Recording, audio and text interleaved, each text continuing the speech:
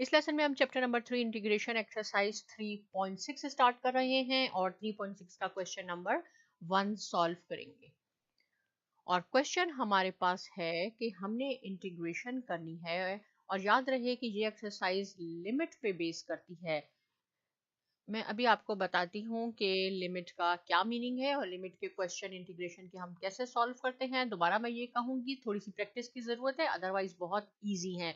देखिए नॉर्मली हम क्या करते थे, इंटीग्रल ये कहते हैं integral sine x square plus 1 into D x, आपने इसकी इंटीग्रेशन करनी है।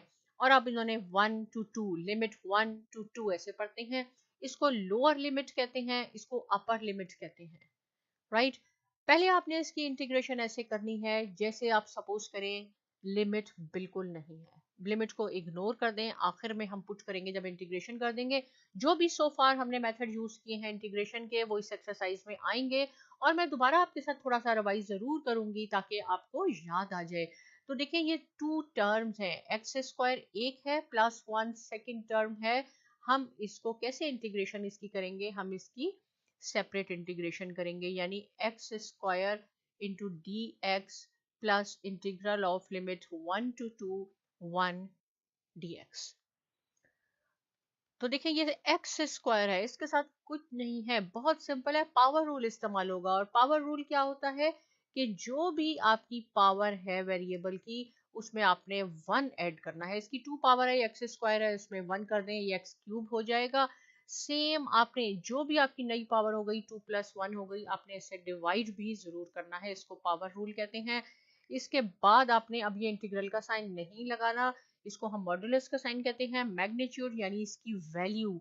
तो 1 to 2 इसकी लिमिट है 1 to 2 और ये 1 to 2 आप इस पे नहीं लगाएंगे, ये सेकंड जो राइट साइड पे आपने स्ट्रेट लाइन लगाई है उस पे लिखेंगे 1 to 2 प्लस अब 1 dx की इंटीग्रेशन होती है x और सेम आपने ये मैग्नीट्यूड इसकी वैल्यू है 1 to 2, आपने राइट साइड पे जो स्ट्रेट लाइन लगाई इस पे नॉर्मली हम नहीं लगाते, इस पे लगाते हैं।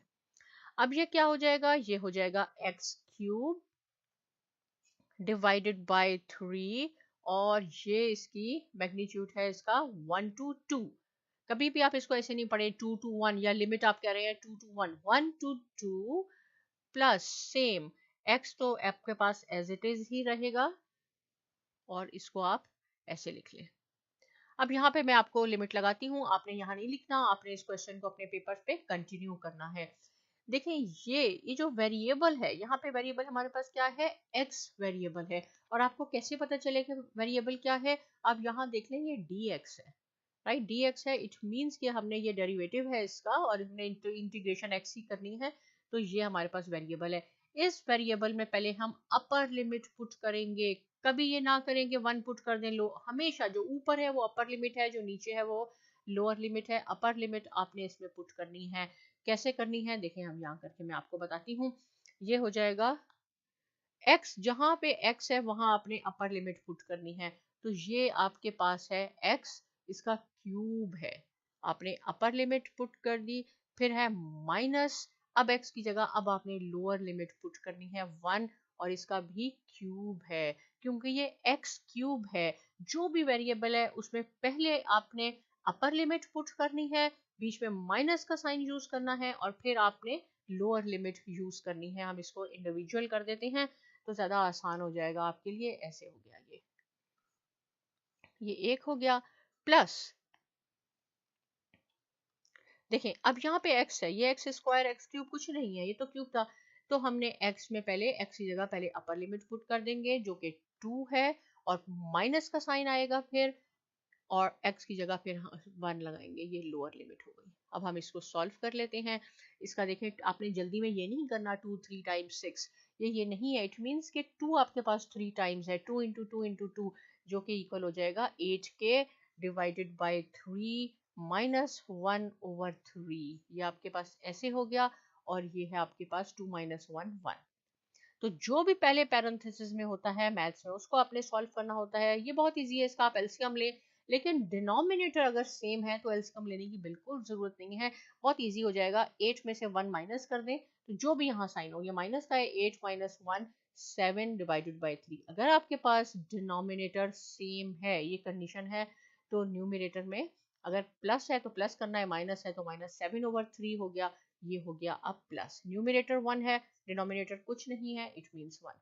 फिर फ्रैक्शन हमारे पास आ गया और फिर आपने अब यहाँ पे आपने एलसीएम लेना है। लेकिन मैं आपको ईजिएस्ट वे बता देती हूँ कि फ्रैक्शन को सॉल्व करने का ईजिएस्ट वे क्या होता है। आप एलसीएम ले सकते हैं, आप सेम डिनोमिनेटर बना सकते हैं, लेकिन ईजिएस्ट वे बटरफ्लाई मेथड है।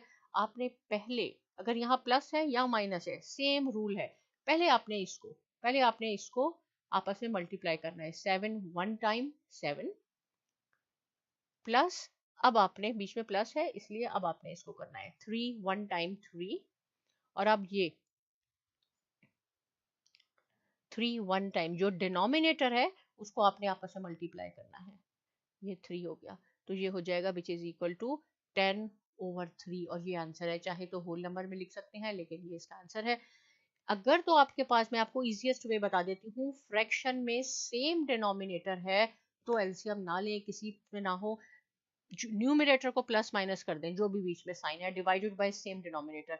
लेकिन अगर डिनोमिनेटर आपका डिफरेंट है तो ऑलवेज पहले ये साइड आपने करनी है, राइट, क्योंकि यहाँ माइनस होगा तो आपका गलत हो सकता है आंसर। तो आपने पहले इन दोनों को मल्टीप्लाई कर लें, 7 आ गया, फिर आप इन दोनों को मल्टीप्लाई कर लें, 3 हो गया, इनको ऐड कर लें, नीचे वालों को मल्टीप्लाई करें, 10/3 आंसर है। इससे रिलेटेड कोई क्वेश्चन है आप पूछ सकते हैं। साइमा एकेडमी को सब्सक्राइब कीजिए और बहुत शुक्रिया।